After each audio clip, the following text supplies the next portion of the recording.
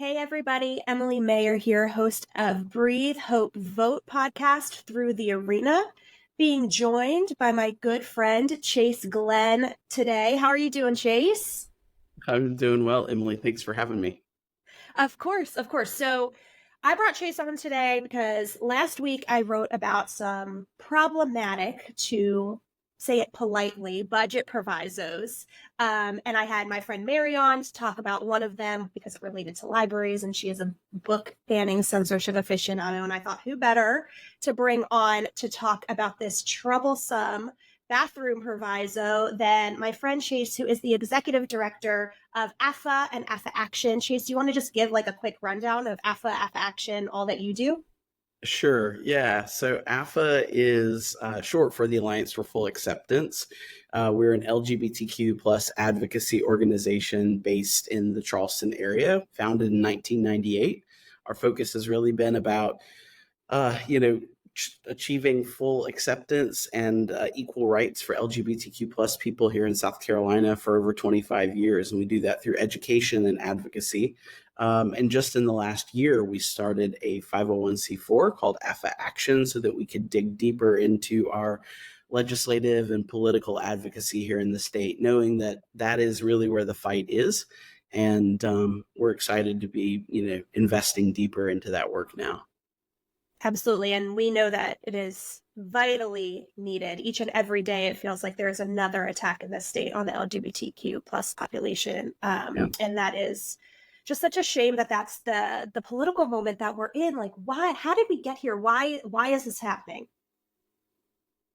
I mean, I think I'm sure it's like a few different reasons, right? But I think really we're seeing a backlash on because of the success, I think, of the Biden administration and progress we have been making as a country. That we see the Republican Party really just grasping at straws, trying to figure out where they can attack. And unfortunately, they picked some of the most vulnerable members of our community, right? And they go after trans kids. And so we see across the country coordinated attack on trans kids and state legislatures. And so South Carolina isn't alone in this. We are one of many states where this sort of action is happening. And I really do think it's just the fact that they think they can pick on trans kids, they can pick on LGBTQ plus people, and no one's going to notice. Absolutely. And you, of all people, know better than anybody how actually unpopular in the public opinion these attacks are. AFA did a poll. Can you tell us a little bit about what the results of that poll showed us? Yeah, so we did a poll through Mason-Dixon polling, mid legislative session, and it was really strictly just about the healthcare access issue for trans kids, trans minors, and we asked the question: if a kid has the support of their parents to access this healthcare, do you think the government should intervene? And we had 71% of South Carolinians say they did not support the government intervening into the healthcare decisions of parents and their kids. And And that was across political spectrum, yeah, geographic region, right? Like yep, overwhelmingly people said, stay out of this. yep. Aggregate was 71%. But if you started looking at geographic area, gender, political party affiliation, age, no matter how you sliced it, how you diced it, the majority of folks said, we don't want the government in the healthcare decisions of parents and their kids.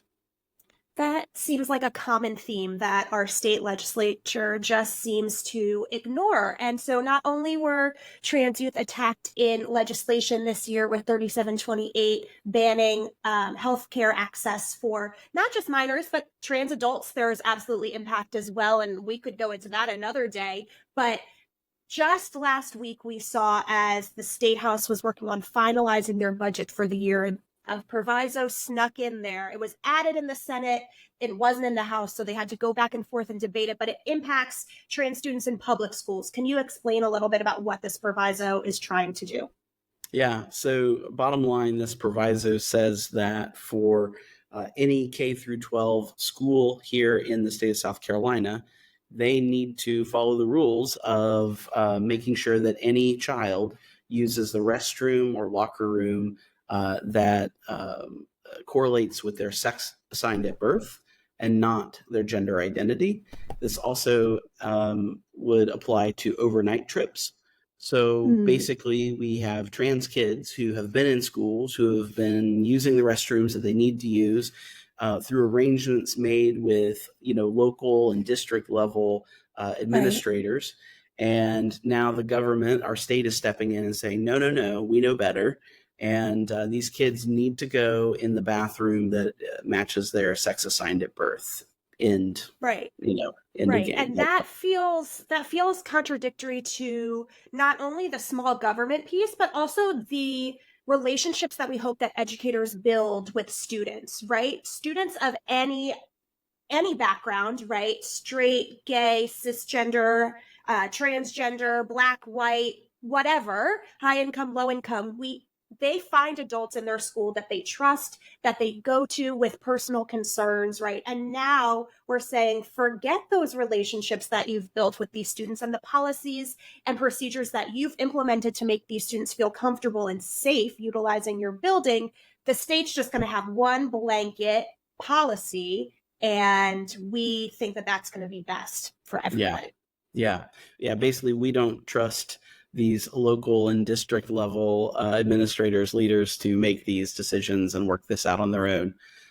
Yeah, it's extremely problematic. I mean, we saw in H 4624, the healthcare ban bill also had a provision in there that related to school outing. So that is meant that if any teacher or administrator, counselor had a sense that a child was transgender or non-binary, they're now required to out them to their parents. So we have that sort of dynamic happening here, right? Where we have, again, you're hoping that students will have positive, supportive relationships with their teachers where they feel comfortable and safe. And many LGBTQ kids have found that sort of support and safety in their schools. But because of 4624, now are going to be fearful to be open about who they are. And now with this bathroom budget proviso, yet again, pitting teachers and administrators against the very kids that they really just, I believe, teachers and administrators want to see be successful and safe and healthy and thrive as students in their schools. Absolutely. And when the chairman of the House Ways and Means Committee, Bruce Bannister from the Greenville area, was asked about this proviso specifically, I want to read this quote because I think there is a lot to unpack here. And so I want to make sure I get this right. The quote from Bruce Bannister, chairman of the Ways and Means Committee, says, quote, there has been at least two examples that I've been made aware of where there have been boys creating mischief in girls' locker rooms under the guise that they can go in either one. So we just want to make it clear from a policy that we want the boys in the boys' locker room and the girls in the girls' locker room. And this was the vehicle by which we can make that statement right now. I Hmm. have a lot of thoughts as to why this quote is extremely harmful and problematic. But I want to hear from you as the expert. Tell me what your first initial thoughts are when you hear that quote, and what would you say to Bruce Bannister if you had the chance to confront him about this? Well, let me temper my words for a moment here. Uh, no, I mean, I think fundamentally we're in agreement. Boys and boys restrooms, girls and girls restrooms, I'm on board. I mean, trans boys, trans girls, they're trans boys are boys, trans girls are girls, and they Mm-hmm. absolutely deserve to use the restrooms that align with their gender. So we agree, right? I don't know what this story is about these two boys that he's heard that are making mischief in girls' locker rooms or restrooms in some school. I would say, you know what? That sounds like an issue that probably needs to be addressed.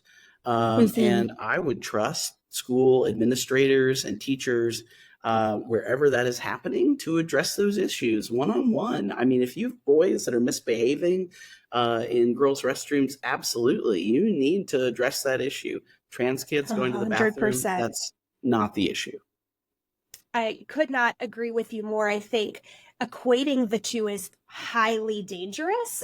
Boys creating mischief in a girl's locker room is a completely different conversation than allowing a trans student to use the bathroom where they are most comfortable. And Yeah. I, I find it concerning that this can be such a casual decision made by people who clearly don't understand the impact of what it is that they're trying to do. But I wish I could say I was uh, surprised. I feel like that happens fairly often. yeah, but and then there's this other layer where we talk about we know that these bathroom provisos are unconstitutional. The Supreme Court has stated very plainly that trans students are allowed access to the same restrooms as the rest of their peers. But when you have a state superintendent and a state attorney general who are essentially saying, forget Title IX, we're not going to worry about Title IX here in South Carolina, Yeah. now it creates this really mushy gray area that I don't know that school officials necessarily know how to navigate. And I know that you've seen firsthand the over conservative approach, and I think you talk about this in your profile that you did with the arena, the overly conservative approach of previous provisos. How do you foresee that kind of playing out with this one? Yeah. I mean, I think what laws that go on the books do, particularly when they involve segments of the population where, let's be honest, there probably isn't, a high level of understanding and knowledge around this particular issue, right? A lot of people are maybe feel a little out of their depth.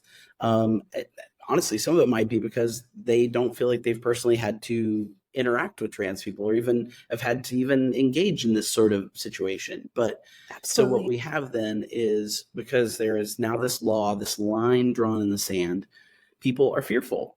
They're like, they don't want to break the law. They don't want to get in trouble. And our schools surely don't want to lose 25% of their funding from the state, right? Which is the penalty here if they don't follow these rules. So they're going to be as conservative as possible and try to steer way clear of this issue so that they don't risk losing funding. We see that Yeah. happen time and again. And You, but I think you're right though, because the, we have individuals, and there are so many parallels when it comes to this particular issue, when it comes to educators, and then the healthcare ban issue with the law that has now passed that's restricting access to healthcare for trans kids and adults in our state now. That we have educators who know what's right, educators mhm. who believe and want to honor and follow Title IX. They get the spirit of that, and they understand why that's so important and why it's important to follow those guidelines and that rule. Um, but now we're putting them up against what they know to be right and good and true, and what they know in their heart they should be doing, and our state law is contradicting that, right? We're seeing the same thing on the healthcare side, where we have physicians and providers who have taken an oath to take care of people, Yes. to not cause harm. But now our state law says, oh no, you must cause harm. We're not going to allow you to provide the care that you know is best to provide. So that, I don't know. I don't think that's a good look for South Carolina. If we're going to just make a bunch of laws that contradict best practice, contradict science, contradict just actually promoting the well-being of individuals, no matter who they are, if that's not a good look, and it doesn't feel good to live in a state where that is the focus of our legislature. Absolutely. And as somebody who previously was a public school teacher, I know that I have had colleagues who maybe don't understand what the LGBTQ plus community goes through, what their trans students may be experiencing, but they know that they love and care for those students inherently. That's what being Right. part of being a teacher is, right? It's just endless, true, genuine love and respect and admiration, two ways, from the teacher to the student and from the student to the teacher. And Right. to put that on the line in a moment where we are already facing a critical shortage of public school teachers, and belief in the goodness that is the public school system. This is a shame. I cannot help but feel as if this is intentionally working to undermine further the belief in the public education system to then continue the school choice narrative. But these schools that Absolutely. are receiving vouchers don't have to accept trans students, don't have to accept Right. students with disabilities, Right. on and on and on. I can't help but think this is all kind of related. It terrifies me for all of the youth in South Carolina, for all of the 90% of South Carolina youth who attend public schools, for all of our public school staff and administrators, and the families who send their kids to public schools, right? This is going to be bad. So I appreciate you taking the time to kind of level for us and explain it. If people want to support AFA, support trans youth in our state, where can they go? How can they learn more? Yeah, absolutely. So they can go to our website, affa-sc.org. But if you really want to be connected to our legislative advocacy, go to our AFA Action site. That's affa-action.org. And we welcome anyone and everyone to get connected with us and stay in the know. We'll be working to really, mobilize advocates going into the next legislative session, and just preparing again to fight some pretty bad stuff, but also looking to see what positive, progress we can make for LGBTQ folks in our state. Absolutely. We are always in the fight on the good side and the bad side, even if it's hard to see on any given day. So thank you, Chase. Thank you, everyone who tuned in to learn a little bit more about what we are fighting at the State House, even though session is long over. I am Emily Mayer. This was Breathe Hope Votes video of the week. Make sure you subscribe to The Arena to get all of our content and updates. Have a great day.